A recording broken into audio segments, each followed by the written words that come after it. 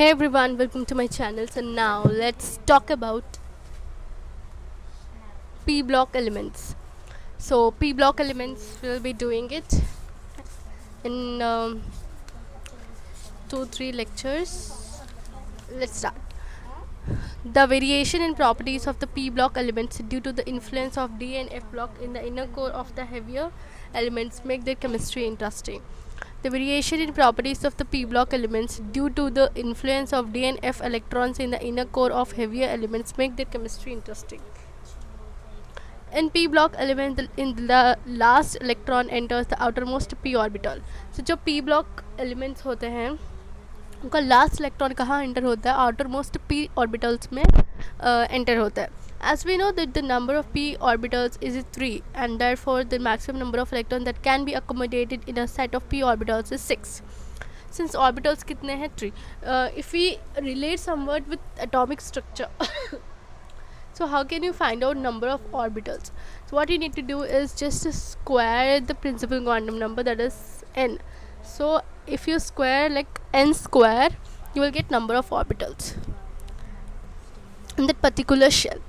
And if you want the total number of electrons, 2n square multiplied with 2. And another formula is 2l minus 1. So anyhow, we'll discuss in atomic structure, but let's talk about the p block elements. Since it is having p p subshell is having 3 orbitals and 3 orbitals can accommodate 6 electrons. So we have 6 groups of p block elements in the periodic table numbering from 13 to 18. तो ये याद रखना ज़रूरी है कि कहाँ से number कर रहे हैं, that is 13 to 18. ये नंबरिंग फ्रॉम 13 to 18. कहाँ से नंबर कर रहे हैं? 13 to 18. Numbering from 13 to 18. कहाँ से? 13 to 18. 13 to 18 is the P block.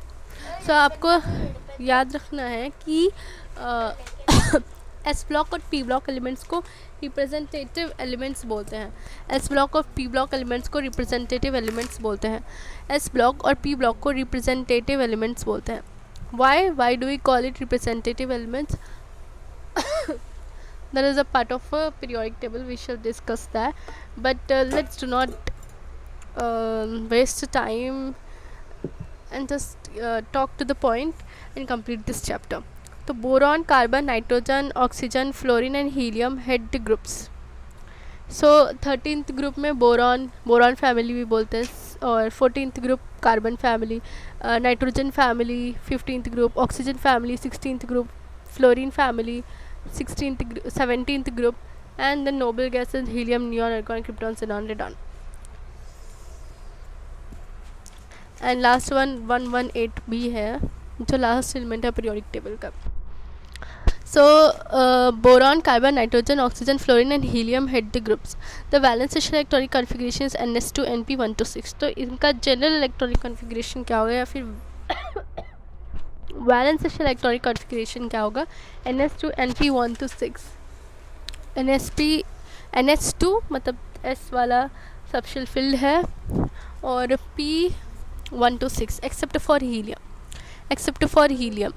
Helium को छोड़ के, क्योंकि हीलियम का क्या है? सिर्फ ns2 है. The inner core of the electronic configuration में हाउएवर डिफ़र, लेकिन इनर कोर कॉन्फ़िगरेशन डिफ़र होगा. और बेसिकली फोर्थ पीरियड में अगर आप देखें तो वहाँ पे डी इलेक्ट्रॉन्स भी इन्वॉल्व होंगे. सो इसलिए तो फर्स्ट पॉइंट ही देखें कि पी ब्लॉक एलिमेंट्स में वेरिएशन आ रहा है बिकॉज उसमें डी एंड एफ इलेक्ट्रॉन्स हैं. इसके वजह से पी ब्लॉक की केमिस्ट्री बहुत इंटरेस्टिंग लगी है ना एन टी वालों को. सो the inner core of the electronic configuration may however differ. The difference in inner core of elements greatly influences the physical properties. The difference in the inner core of elements greatly influence their physical properties. क्या inner core electronic configuration के वजह से inner core जो configuration है उसके वजह से इनके फिज़िकल प्रॉपर्टीज़ में बहुत वेरिएशन आता है. इनके फिज़िकल प्रॉपर्टीज़ में क्या आता है? बहुत ज़्यादा वेरिएशन आता है. That's why the chemistry is interesting. Such as atomic, ionic, radioionization, enthalpy, etc., as well as chemical properties may be. Consequently, a lot of variation in properties of elements in a group of p block element is observed. Maximum oxidation state shown by a p block element is equal to the total number of valence electron. तो आपको क्या कहना है, maximum oxidation state shown by p block element is equal to the total number of valence electron, that is the sum of s and p electrons. So जैसे कि boron का मुझे पता करना है कि इसका मैक्सिमम ऑक्सीडेशन स्टेट क्या है, तो बोरॉन का कॉन्फ़िगरेशन 1:2:2p1, 1:2:2p1 है. सो बोरॉन 1:2:2p1, तो s में कितने 2, आउटर शेल की बात करेंगे, 2s2 एंड 2p1, तो 3 हो गया. तो इसका मैक्सिमम ऑक्सीडेशन स्टेट कितना हो सकता है, 3. इससे ज़्यादा नहीं हो सकता सिंस इसके पास कोई MTD वैकेंट ऑर्बिटल्स भी नहीं है. Clearly, the number of possible oxidation state increases towards the right of the periodic table. In addition to this, so group oxidation state, p block elements may show their oxidation state which normally but not necessarily differ from the total number of valence electrons by unit of 2.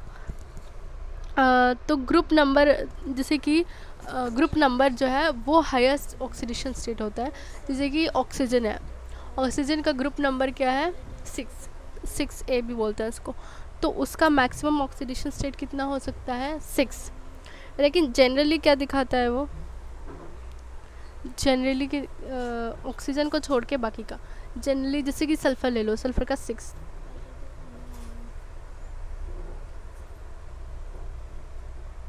सो जैसे कि nitrogen लेते हैं, तो nitrogen में क्या होता है कि जो नाइट्रोजन है उसका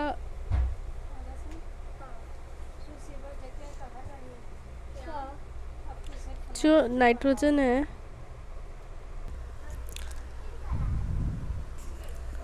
सो यहाँ पे क्या है कि जो इसका ऑक्सीडेशन स्टेट है, the number of possible oxidation state increases towards the right of the periodic table.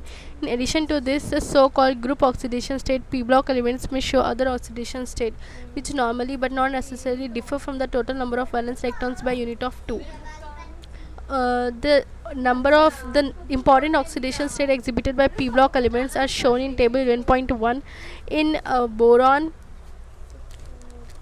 So boron में क्या होता है, in boron the important oxidation state exhibited by p block elements are shown in table 9.1.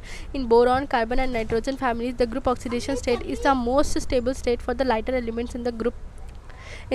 However, कौन सा boron, carbon, nitrogen families जो है, the group oxidation state is the most stable state for the lighter elements in the group. However, the oxidation state 2 unit less than group oxidation state becomes progressively more stable for the heavier elements in each group. The occurrence of oxidation states 2 unit less than the group oxidation state are sometimes contributed to the inert pair effect. So there are some exceptions, जैसे कि boron, carbon and nitrogen. Boron, carbon, nitrogen families most stable state for the lighter elements in the group oxidation state. So if we talk about oxidation states, तो boron का +3, carbon +4, nitrogen +5, ये oxidation state है. लेकिन oxidation number क्या होगा, अलग अलग oxidation states भी होते हैं, लेकिन बोरॉन का भी +3 में रहता है, कार्बन +4, नाइट्रोजन +5 और +3. It mostly shows +3. बोरॉन और कार्बन ग्रुप नंबर का ऑक्सीडेशन स्टेट दिखाते हैं, बट जो नाइट्रोजन है वो +3 -3 में रहता है, and oxygen +4 +2 -2, most common is -2, और fluorine -1 and 18th group element होता नहीं. लेकिन down the group, if we go down the group, तो क्या होगा, हायर ऑक्सीडेशन स्टेट अनस्टेबल हो जाएंगे और लोअर ऑक्सीडेशन स्टेट स्टेबल होंगे. फॉर एग्जांपल थैलियम +3 के +3 में इतना स्टेबल नहीं होता है, लेकिन +1 में ज़्यादा स्टेबल होता है. Will discuss in the subsequent topics. So boron का NS2 NP1 boron family, carbon family NS2 NP2, nitrogen family NS2 NP3, oxygen family NS2 NP4, fluorine family NS2 NP5, 18th group में क्या है NS2 NP6. The relative stabilities of these two oxidation state group, the relative stabilities of these two oxidation states, group oxidation state and two unit less than the group oxidation state, may vary from group to group and will be discussed in appropriate places. जैसे कि हम अगर initial groups में देखें P block के, boron family में देखो, यहाँ पर क्या है, बोरॉन फैमिली में 13th ग्रुप एलिमेंट्स ही बोलते हैं और 3A ग्रुप एलिमेंट्स. तो बोरॉन का +3 ज़्यादा स्टेबल है, whereas if you go down the group, thallium +1 ज़्यादा स्टेबल है. तो डाउन तो कितना डिफरेंस है, 2 का डिफरेंस. तो 2 unit less than the group oxidation state, वो ज़्यादा स्टेबल हो जाता है because of inert pair effect. It is interesting to know that the non metals and metalloids exist only in the P block of the periodic table. जो non metal है और metalloids है exist only in the P block of the periodic table. So जो non metals है and metalloids exist only in the P block of the periodic table. It is interesting to note that the non-metals and metalloids exist only in the p block of the periodic table. It is interesting to note that the non-metals and metalloids exist only in the p block of the periodic table. Periodic table में अगर आप check करें s block में beryllium को, like beryllium इतना metallic नहीं है लेकिन बाकी के सब मेटालिक है. d block में भी मेटल्स ही मिलेंगे और p block में देखो तो नॉन मेटल्स और मेटलॉइड्स भी मिलते हैं. मेटलॉइड्स ऑक्साइड्स भी याद करेंगे, मैं ट्रिक दूंगी. And it is interesting to note that the non metals and metalloids exist only in the P block of the periodic table. The non metallic character of the elements decreases down the group. Non metallic character down the group decrease होगा क्योंकि size बढ़ रहा है, electropositive nature बढ़ रहा है metal का, element का. So in fact the heaviest element in each P block is the most metallic in nature. Heaviest element most metallic. This change from non-metallic to metallic character brings diversity in the chemistry of these elements depending on the group to which they belong. In general, non-metals have higher ionization enthalpies. जो non metal है उसका higher ionisation enthalpy होता है and higher electronegativity than the metals. Of course metals electron देने के लिए बने हैं, जैसे कि मैंने लास्ट वीडियो में बताया था कि मेटल्स जो है इलेक्ट्रॉन देने के लिए बने हैं तो वो इलेक्ट्रोपॉजिटिव रहेंगे, उनका इलेक्ट्रॉन आसानी से दे रहे हैं तो उनका आयनाइजेशन एनर्जी कम होगा. whereas non metals electron deficient है, मतलब उनको इलेक्ट्रॉन चाहिए तो उनका हाइयर इलेक्ट्रोनेगेटिविटी होगा, तो उनको इलेक्ट्रॉन चाहिए, वो दे नहीं सकते तो उनका आयनाइजेशन एंथैल्पी ज़्यादा है. hence in contrast to metals which readily form cations, non metals readily form anions. Metals cations बनाते हैं और नॉन मेटल्स एनियंस बनाते हैं. The compounds form by highly reactive non metals with highly reactive metals are generally ionic. जो compounds highly reactive non metal और highly reactive metal से बनते हैं उससे बोलते हैं ionic because of last difference in the electronegativity. इसमें ज़्यादा डिफरेंस है, जैसे फेजेंस रूल होगा जिसमें ज़्यादा इलेक्ट्रोनेगेटिव डिफरेंट है. तो सबसे अच्छा आयोनिक कंपाउंड कौन सा होगा? Caesium fluoride. क्योंकि इनका आयोनिक डिफरेंस बहुत इलेक्ट्रोनेगेटिविटी डिफरेंस बहुत ज़्यादा है. इफ़ यू सी सीजियम का क्या है, सीजियम मोस्ट इलेक्ट्रोपॉजिटिव, राइट. वो अपना इलेक्ट्रॉन आसानी से देता है, उसका साइज़ बड़ा है, पोलराइजेशन पावर कम है. और फ्लोरीन देखो, फ्लोरीन छोटा है और इसका इलेक्ट्रॉन लेने की टेंडेंसी बहुत ज़्यादा है. तो CSF बहुत अच्छा आयोनिक है, बहुत अच्छा आयोनिक है because it's purely ionic, not 100% but 99.9999% is ionic, most ionic. So on the other hand, compounds formed between non-metals themselves are largely covalent in character because of small difference in their electronegativities. जैसे कि अगर N2O है, NO2, N2O5, ये covalent है because इनके बीच में electronegative difference बहुत कम है. ऑक्सीजन नाइट्रोजन में बहुत कम इलेक्ट्रोनेगेटिव डिफरेंस है. पॉलिंग स्केल से आप इलेक्ट्रोनेगेटिव डिफरेंस निकाल सकते हैं. If you want I will make a separate video on Pauling scale, Millikan scale. Will discuss NCERT points and then important questions from that so that we can solve the questions. The change of non-metallic to metallic character can be best illustrated by the nature of oxides they form. change of non-metallic to metallic character can be best illustrated by the nature of oxides they form. कभी भी ना अगर आपको metallic और non metallic character check करना है तो पहले उसका ऑक्साइड बनवाओ. जैसे कि लिथियम का ऑक्साइड Li2O बनता है, सोडियम का Na2O, K2O, Rb2O, तो ये सीजियम CS2O, तो इनके ऑक्साइड्स बेसिक होते हैं, 1A2A के बेसिक होते हैं, एक्सेप्ट बेरिलियम. एस ब्लॉक में एक ही एक्सेप्शन, दैट इज बेरिलियम, जिसका ऑक्साइड एम्फोट्रिक होता है like aluminium, because it's showing relationship, that is diagonal relationship with aluminium. और जो नॉन मेटल्स होते हैं उनके एसिडिक ऑक्साइड्स होते हैं. So the change of non-metallic to metallic character can be best illustrated by the nature of oxides they form. The non-metal oxides are acidic or neutral, whereas metal oxides are basic in nature. Non-metal oxides क्या होते हैं? Acidic होते हैं. Non-metal oxides कैसे होते हैं? Acidic और neutral भी हो सकते हैं, जैसे कि NO. हमारी केमिस्ट्री में अगर हम न्यूट्रल ऑक्साइड्स की बात करें तो एक है NO, एक है N2O लाफिंग गैस, एक NO, एक N2O लाफिंग गैस, एंड दूसरा है कार्बन मोनोऑक्साइड CO. ये 3 न्यूट्रल है, ये 3 याद रखो बहुत है. सो ये 3 न्यूट्रल हो सकते हैं, ये नॉन मेटलिक ऑक्साइड्स ही हैं. Whereas metal oxides basic in nature, non metal acidic होते हैं. और 3 न्यूट्रल कौन से हैं? 3 न्यूट्रल 3 ही हैं. Neutral oxides of non metals क्या है? न्यूट्रल ऑक्साइड्स तो एक है आपका NO, CO, N2O. अगर मैं नाइट्रोजन के ऑक्साइड्स बोलूँ तो 2 ही, NO और N2O. Okay, so whereas metal oxides are basic in nature. The first member of P block differs from the remaining members of the corresponding group in 2 major aspects. First is the size and all other properties which depend on the size. First member of the P block differs from the remaining members of the corresponding group in 2 major aspects. एक है पहला size. First is the size. Now all other properties which depend on size. Thus the lightest P block elements show the same kind of differences as the lightest S block elements, lithium, beryllium. तो जब सबसे पहले होते हैं वो छोटे होते हैं, मतलब जो फर्स्ट मेंबर है ये छोटा होता है. The lightest P block elements show the same kind of differences as the lightest S block elements. S block elements में 1A में लिथियम था और 2A में बेरिलियम था.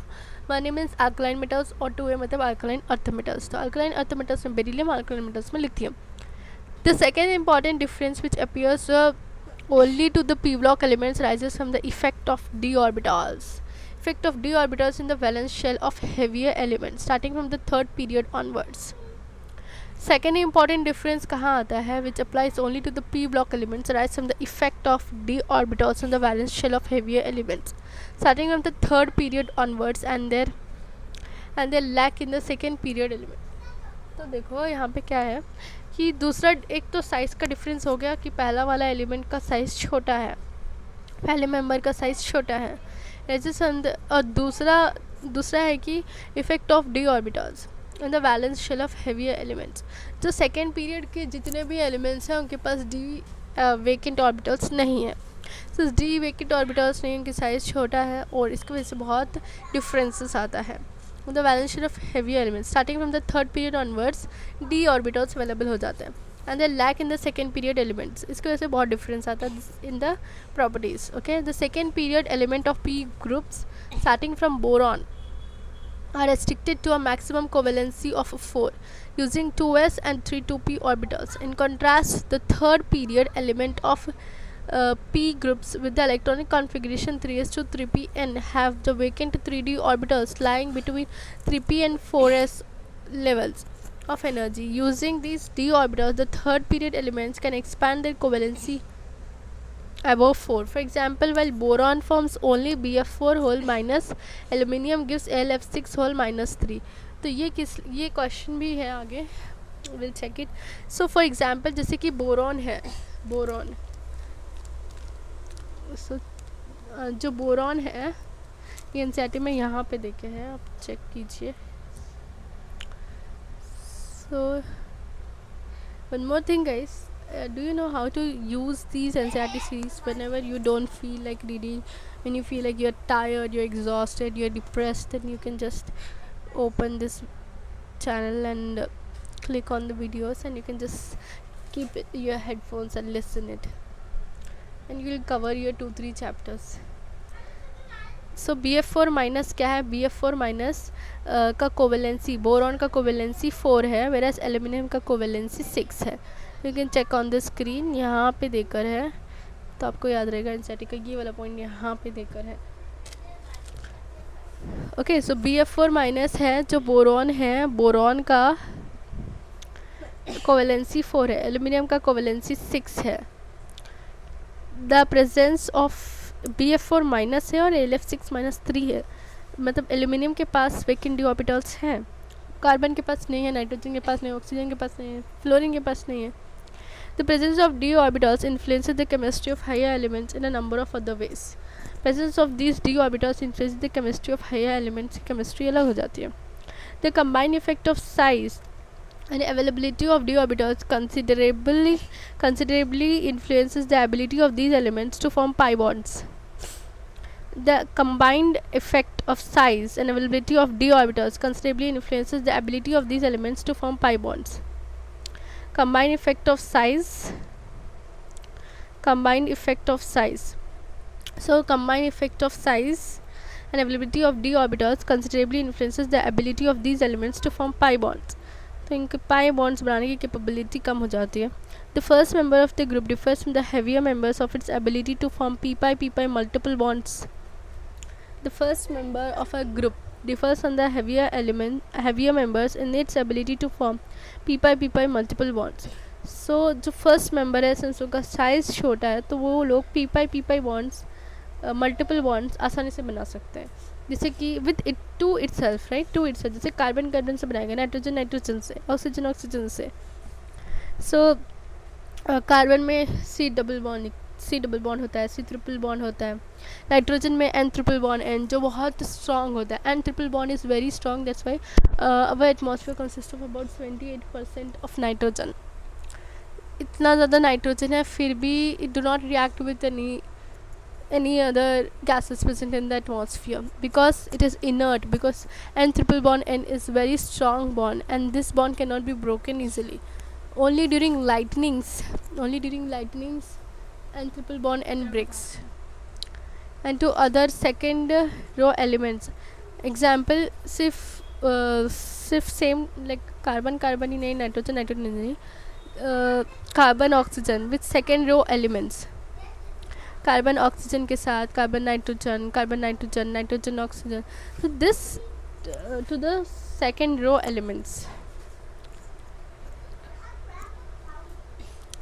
So this type of pi bonding is not particularly strong for the heavier p block elements. तो ये important question बनता है कि यहाँ पे first member of a group differ from the heavier members in its ability to form p multiple bonds.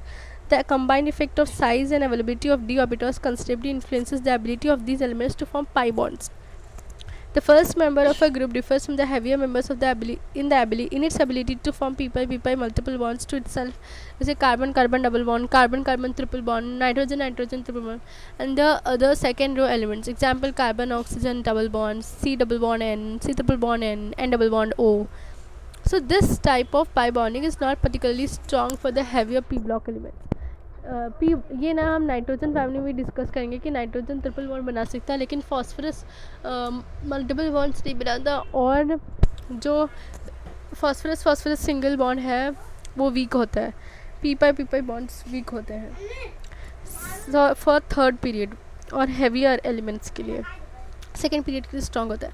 This type of pi bonding is not particularly strong for the heavier P block elements. Heavier P block elements के लिए strong नहीं है. The heavier elements do not form pi bonds but this involves D orbitals D pi और D pi bonds. Heavier elements do not form pi bonds but this involves D orbital. P pi नहीं बनाते लेकिन D pi बनाते हैं. As the D orbitals are of higher energy than the P orbitals, they contribute less to the overall stability to molecule then does p bonding of the second row elements. So जो d orbitals हैं उनका जो size बड़ा है और p orbitals का छोटा है, right? So as the d orbitals are of higher energy than the p orbitals, they contribute less to the overall stability of molecule than does p pi bonding of the second row elements. p pi bonding of the second row elements. So p pi second row elements का strong है ना? So जब हम carbon carbon का double bond check कर रहे हैं, carbon oxygen का डबल बॉन्ड, कार्बन खुद से बना रहा है, उसके बाजू वाले सेकेंड रो एलिमेंट्स से जैसे कि ऑक्सीजन, नाइट्रोजन, इनसे भी अच्छे से पाई बॉन्ड बन रहा है, बिकॉज इनका जो पी पाई बॉन्ड है, जो पी ऑर्बिटल्स क्या होते हैं, छोटा होता है, एनर्जी कम होती है, तो स्टेबिलिटी ज़्यादा होता है. डी ऑर्बिटल्स की एनर्जी ज़्यादा है तो स्टेबिलिटी कम है, so they contribute less to the overall stability of molecule than does P pi bonding of the second row elements. However, coordination number in species of higher elements may be higher than that of the first element in the same oxidation state. coordination number heavy elements का ज़्यादा होगा क्योंकि के पास d orbitals है, vacant d orbitals, than that of the first element in the same oxidation state. जैसे कि समझते हैं, जैसे कि +5 oxidation state, both nitrogen and phosphorus form +5 oxidation state में nitrogen forms oxoanions.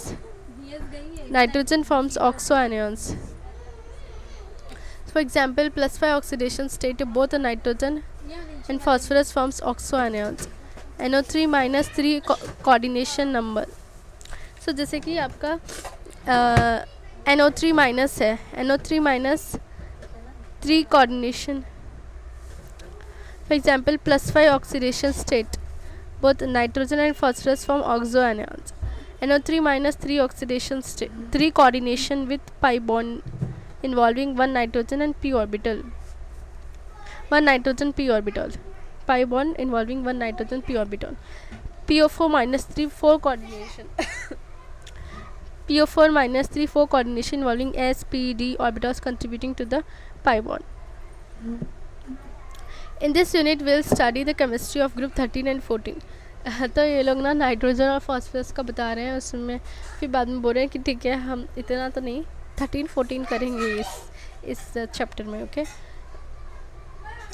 तो यहाँ पे गौर करने की बात है कि +5 ऑक्सीडेशन स्टेट, जैसे कि NO3 माइनस लो, 3 2 6 6 - 1 5, तो नाइट्रोजन का ऑक्सीडेशन नंबर क्या है यहाँ पे, ऑक्सीडेशन स्टेट क्या है, +5.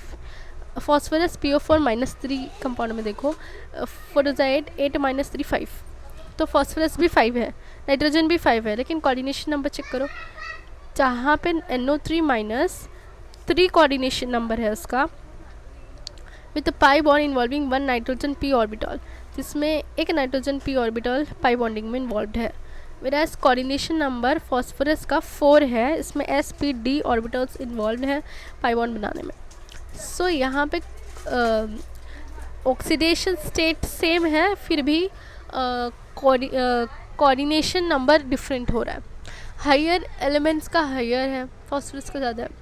तो ठीक है, अब नाइट्रोजन फॉस्फोरस हम 15th ग्रुप में पढ़ेंगे, लेकिन फ़िलहाल ग्रुप 13 एलिमेंट्स पढ़ते हैं, boron family. So this group element show wide variation in properties. Boron is a typical non metal, तो बोरॉन क्या है, नॉन मेटल है. एल्यूमिनियम क्या है, मेटल है.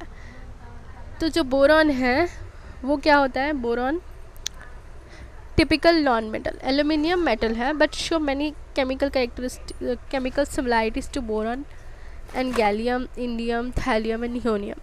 So boron is a typical non-metal, aluminum is a metal but shows many chemical similarities to boron, gallium, indium, thallium, nihonium and almost exclude. So जो boron है वो क्या है, non-metal है. This group elements show a wide variation in properties. Boron is a typical non-metal. Aluminium is a metal. तो यहाँ पे आप चेक कीजिए, एल्यूमिनियम क्या है, एक मेटल है.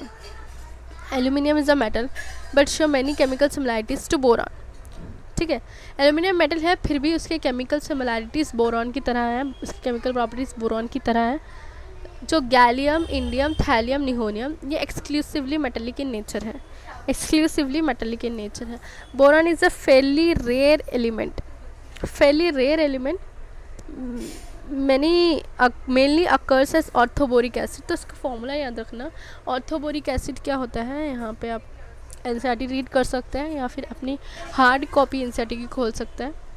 सो बोरॉन फेयरली रेयर एलिमेंट है, mainly occurs as orthoboric acid. Orthoboric acid क्या होता है, H3BO3. H3BO3 ऑर्थोबोरिक एसिड भी बोलते हैं या फिर बोरिक एसिड भी बोलते हैं, लेकिन आप उसको ऑर्थोबोरिक एसिड ही पढ़ो, क्योंकि अगर एग्जामिनेशन में वो आप बोरिक एसिड पढ़ के गए थे ऑर्थोबोरिक एसिड, आप फिर कंफ्यूज होगा कि ऑर्थोबोरिक एसिड का फॉर्मूला अलग है या वही है. सो ऑर्थोबोरिक एसिड H3BO3. बोरैक्स क्या है, Na2B4O7 10H2O. तो बोरैक्स में 10 वाटर मॉलिक्यूल्स होते हैं.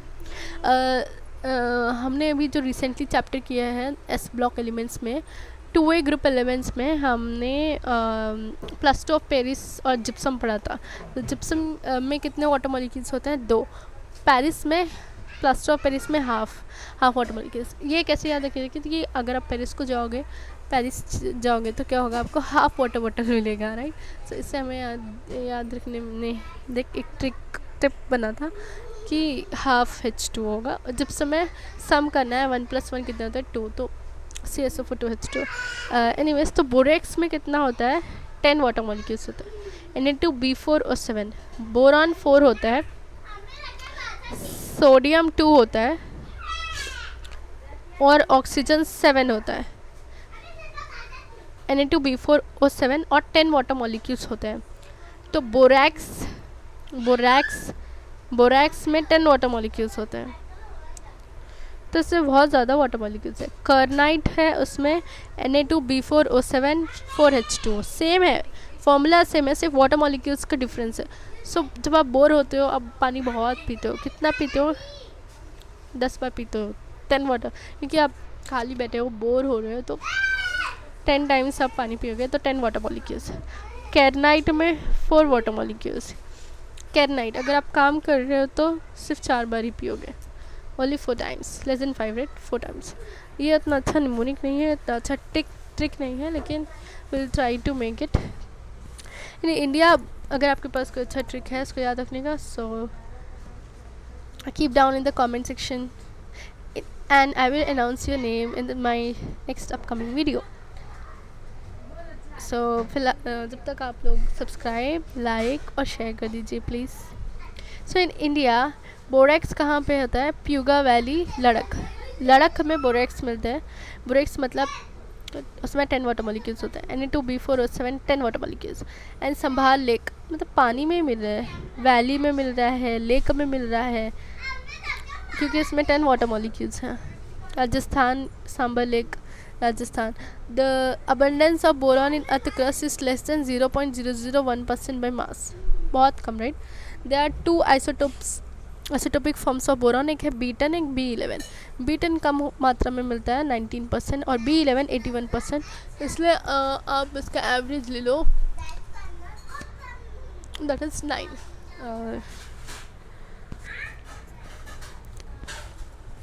So B10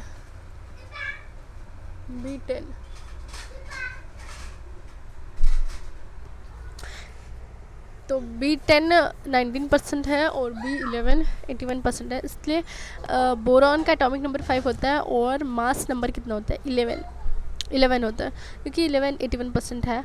तो aluminium is the most abundant metal and the third most abundant element in the earth crust. तो ये याद रखना है.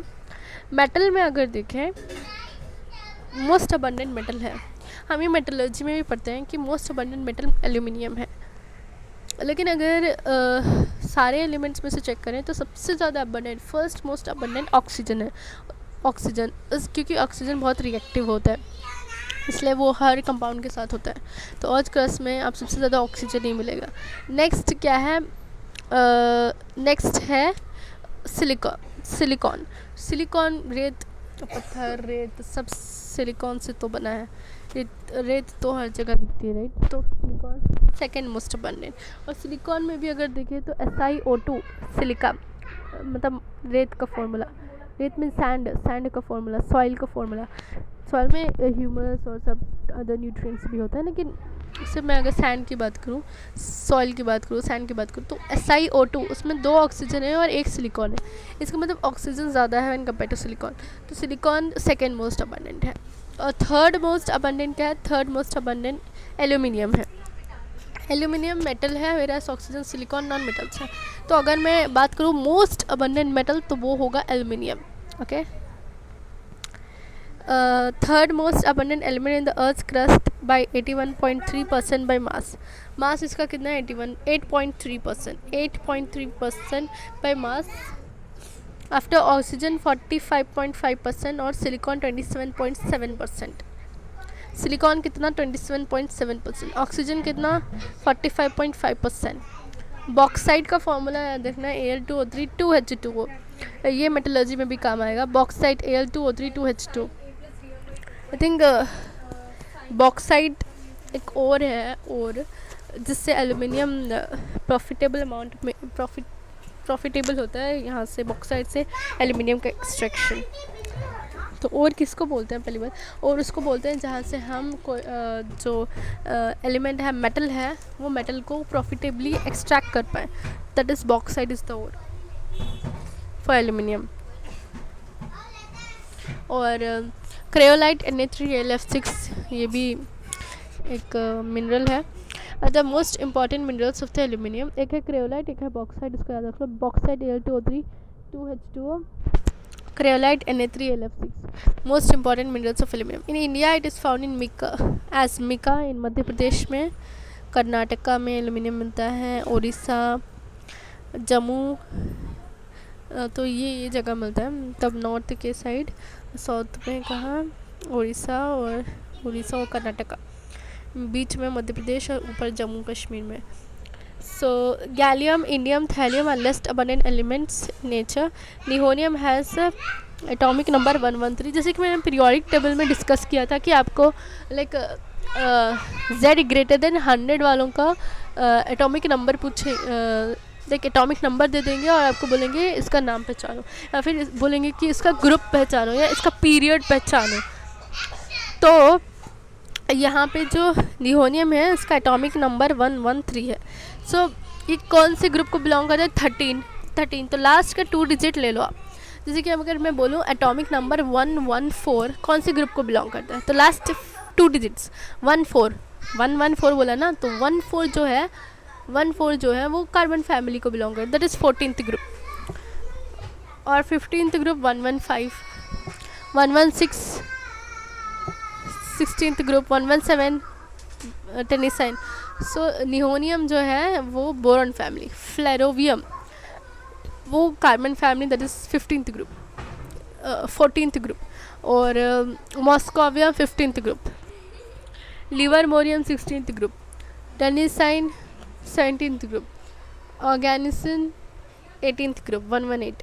तो इस तरह से आप याद रख सकते हैं। सिंपल ट्रिक बताया था मैंने, अगर आपने नहीं देखा उसको अच्छे से समझना है, उसका उसका नेमिंग करना है, IUPAC ने जो दिया था तो वो भी आप चेक कर सकते हैं वो video. Okay, so it's available on my channel, playlist में भी अवेलेबल है, आप उसको चेक कर लीजिए। रियली वेरी हेल्पफुल, आपका टाइम सेव होगा एग्ज़ाम में। इसका एटॉमिक मास कितना है? 286 ग्राम्स पर मोल, 286 ग्राम्स। ये 100 है तो इसका अप्रॉक्सीमेटली 286। एंड इलेक्ट्रॉनिक कन्फिग्रेशन इसका रेडॉन का इलेक्ट्रॉनिक कन्फिग्रेशन क्या होता है? रेडॉन का इलेक्ट्रॉनिक कन्फिग्रेशन देखें तो xenon 4F14 5D10 6s2 6p6, उसके बाद 5F14 6D10 7s2 7p2। तो ये 7th पीरियड को बिलोंग करता है ऑफकोर्स, और बोरॉन फैमिली को बिलोंग करता है। Oh my God, 7s2 7p1 आना चाहिए ना, बोरॉन फैमिली को बिलोंग करता है। कुछ मिस्टेक हो गई क्या NCERT में? हाँ, मिस्टेक है 7s2 7p1 आना चाहिए, 7p1 आना चाहिए।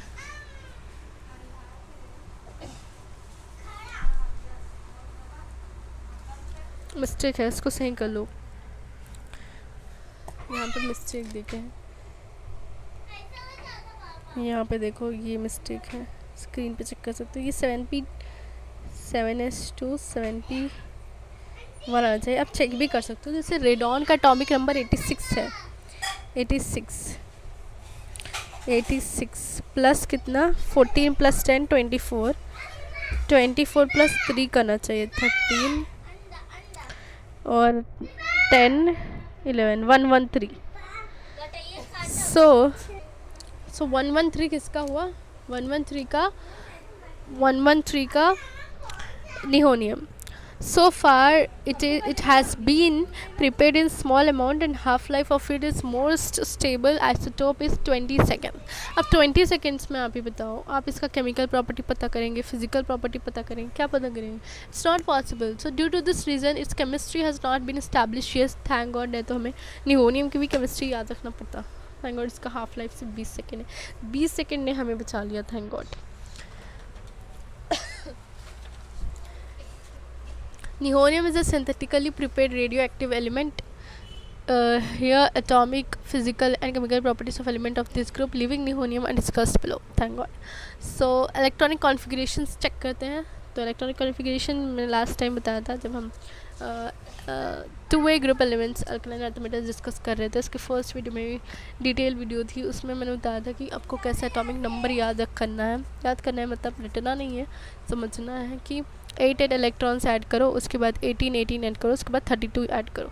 इसका मैंने ऐसा क्यों है ये भी बताया था, क्योंकि फर्स्ट और सेकंड शेल में और थर्ड शेल में सिर्फ एस एंड पी ऑर्बिटल्स होते हैं, फोर्थ शेल में डी ऑर्बिटल्स भी आ जाते हैं, डी सब शेल भी इन्वॉल्व होता है, फिर 5 में भी डी सब शेल, उसके बाद 6 7 में एफ सब शेल इन्वॉल्व होते हैं। तो इसलिए यहाँ पे इस तरह से ऐड करने से एटॉमिक नंबर आ जाता है। The outer electronic configuration of these elements and NS2 and P1. A close look at electronic configuration suggests that while boron and aluminum have noble gas core, boron और aluminium का noble gas core है, gallium indium have noble gas plus 10d electrons and thallium has noble gas plus 14f electron plus 10d electron course. So a close look at the electronic configuration suggests that while boron and aluminum have noble gas core, जो gallium और indium है have noble gas plus 10d electrons and thallium has noble gas plus 14f electrons plus 10d electrons cores. सो जैसे कि शुरू में बताया था कि इनकी केमिस्ट्री इंटरेस्टिंग है क्योंकि इनके पास डी और एफ इलेक्ट्रॉन्स भी हैं, जिसके वजह से पूरी केमिस्ट्री ही बदल गई इनकी, मतलब इनके केमिकल प्रॉपर्टीज़ और फिजिकल प्रॉपर्टीज़ में ली बहुत इन्फ्लुएंस्ड है। सो अगर बोरॉन और एल्यूमिनियम देखें उसमें सिर्फ एस और पी इलेक्ट्रॉन्स हैं, लेकिन गैलियम और इंडियम में 10d इलेक्ट्रॉन्स भी हैं इनके इनर कोर कॉन्फ़िगरेशन में, और थैलियम में 14f इलेक्ट्रॉन्स है, 10d electrons. Thus, the electronic structures of these elements are more complex than the first two groups of elements discussed in Unit 10. इसलिए इनका electronic structure of these elements more complex than first two group elements का simple था, इनका बहुत complex है क्योंकि उनके पास 10d electrons है, 14f इलेक्ट्रॉन्स है प्लस 10d इलेक्ट्रॉन्स। थैलियम की बात करें तो so this different electronic structures affect the properties other properties and consequently the chemistry of all the elements. इसलिए ना इनको याद, इनके प्रॉपर्टीज़ ऐसे नहीं रहते जैसे कि हमने 1A और 2A में डिस्कस किया थी डाउन द ग्रुप यूनिफॉर्मली इनकी साइज़ बढ़ रही है, लेकिन यहाँ पे डेंसिटी में थोड़ा वेरिएशन था, लेकिन एटॉमिक रेडियस आयनिक रेडियस में उतना वेरिएशन एकदम रेगुलर ट्रेंड था, लेकिन यहाँ पे बहुत इरेगुलर ट्रेंड है, कोई भी चीज़ सही नहीं है। तो let's check it. So atomic radii on moving down the group for each successive member, one extra shell of electrons is added and therefore atomic radius is expected to increase. However, a deviation can be seen. Atomic radius of gallium is less than aluminium. ऐसे क्यों हुआ? क्योंकि अंदर 10d electrons हैं. 10d electrons पूर shielding provide करते हैं. पूर शील्डिंग के वजह से जो अंदर न्यूक्लियस है उनकी नज़र, मतलब उनका अट्रैक्शन आउटर इलेक्ट्रॉन्स पे भी है, तो इनका आउटर इलेक्ट्रॉन्स पे भी इनका अट्रैक्शंस है, न्यूक्लियस का अट्रैक्शन है, इसलिए इसका साइज़ बढ़ नहीं पाता और उल्टा छोटा हो जाता है एल्यूमिनियम से भी. तो this can be understood from the variation in the inner core of the electronic configuration. The presence of additional 10d electrons offer poor screening effect. For the outer electrons from the increase nuclear charge in gallium, जैसे कि मैं बोला. So consequently the atomic radius of gallium 135 picometre है. Gallium का कितना है? 135 picometre. और gallium का अगर हम मेल्टिंग पॉइंट की बात करें और बॉइलिंग पॉइंट की बात करें, आगे हम पढ़ेंगे, लेकिन फिर भी हम डिस्कस करें तो अच्छा है, क्योंकि इसका 135 पिकोमीटर देखें. सो गैलियम का मेल्टिंग पॉइंट बहुत कम है. आप अपने हाथ में पकड़ के इसको मेल्ट कर सकते हो, लेकिन अगर आप कोल्ड प्लेसेस में रहते हो और एसी में बैठे हो तो नहीं मेल्ट होगा. लेकिन अगर आप थोड़ी गर्म जगह हो तो वहाँ पर आपके हाथ में ही गैलियम मेल्ट हो जाएगा. और बॉइलिंग पॉइंट उसका सबसे ज़्यादा, इसी का बॉइलिंग पॉइंट है. मेल्टिंग पॉइंट कम है लेकिन बॉइलिंग पॉइंट ज़्यादा इसका है. सबसे ज़्यादा सबसे ज़्यादा बोरॉन का है, उसके बाद एल्यूमिनियम का है, उसके बाद गैलियम का है. गैलियम का 2676, बोरॉन 2740 और बोरॉन 3923. जो गैलियम है 303 है और इसका एटॉमिक रेडियस 135 पिकोमीटर. पिकोमीटर में बात करेंगे. गैलियम का 135 picometre, less than aluminium 143 picometre. Less than aluminium, aluminium का कितना है? 143 पिकोमीटर. सो पीछे टेबल पे भी देख सकते हो. सो जो एटॉमिक रेडियस है, एटॉमिक रेडियस बोरॉन का 88 है, एल्यूमिनियम का 143, गैलियम 135, इंडियम 167, थैलियम 170. तो ये हो गया. और gallium less than aluminium.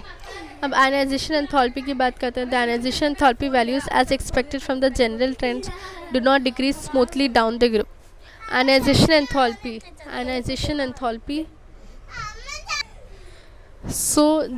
Ionization enthalpy है उसका भी ट्रेंड रेगुलर ही है.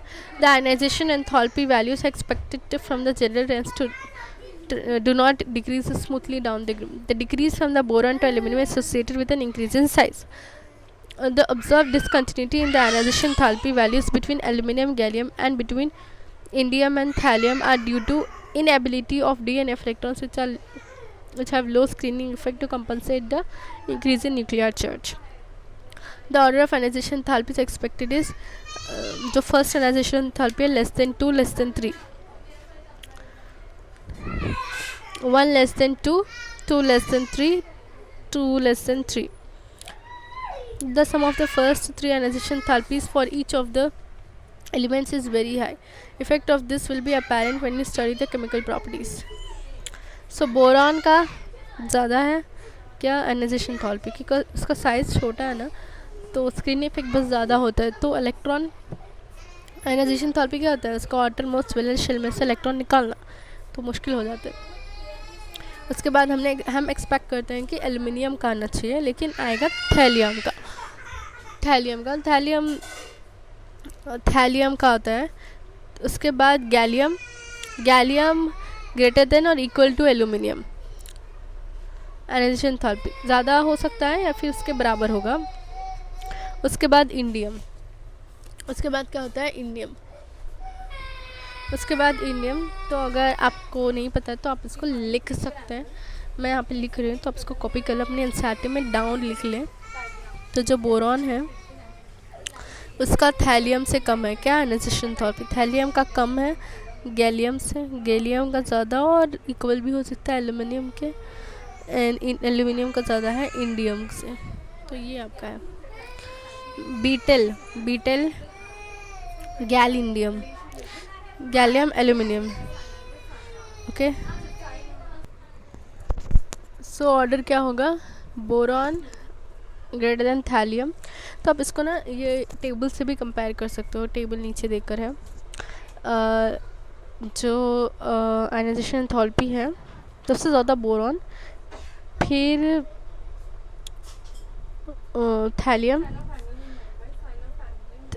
एक सेकेंड, आयनाइजेशन एंथैल्पी कंपेयर कर रहे हैं ना, तो बोरॉन का सबसे ज़्यादा है.